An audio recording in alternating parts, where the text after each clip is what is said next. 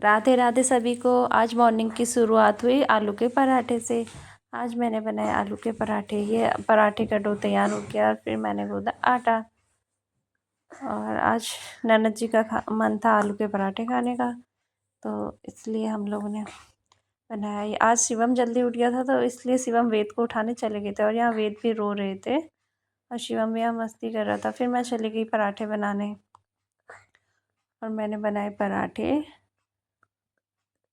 फिर इसके बाद बच्चों को भी देखते रहती बीच बीच में क्या कर रहे हैं, और फिर मैंने बनाया पराठा।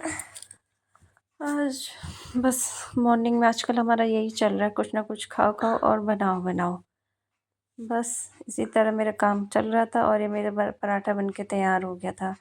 फिर यहाँ पर पतिदेव और ननद जी भी खाने लग गए थे। शिवम और मैं यहाँ बैठे हुए थे और वेद यहाँ पर नीचे खेल कर रहे थे। तो वेद की ऐसी मस्ती चलती रहती है हमारी और वेद की।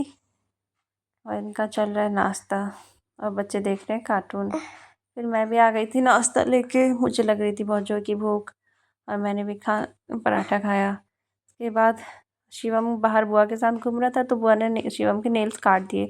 हाँ, क्योंकि हमें तो ये नेल्स काटने नहीं देता, तो इसलिए बुआ का थोड़ा सा खौफ है, इसलिए शिवम ने नेल्स काटने दिए। फिर थोड़ी देर बाद गेट के बाहर देखा तो दीदी जीजा जी दिखे। दीदी आज इधर को कहीं आए थे काम से, और हम लोग ने दीदी को प्रणाम बोला। शिवम की मस्ती चल रही है। शिवम यहाँ दीदी लोग को एक्शन करके अपना डांस दिखा रहा था। तो दीदी जीजा जी से बोल रहे थे कि चलो अब तुम्हें हम अपने घर लेके जाते हैं। वो देख रहे थे इसका डांस। फिर इसके बाद मैं अंदर आई और फिर बनाए मैंने पनीर पकौड़े। आज फिर से पनीर पकौड़े का मन हुआ खाने का, तो इसलिए पनीर पकौड़े बनाए।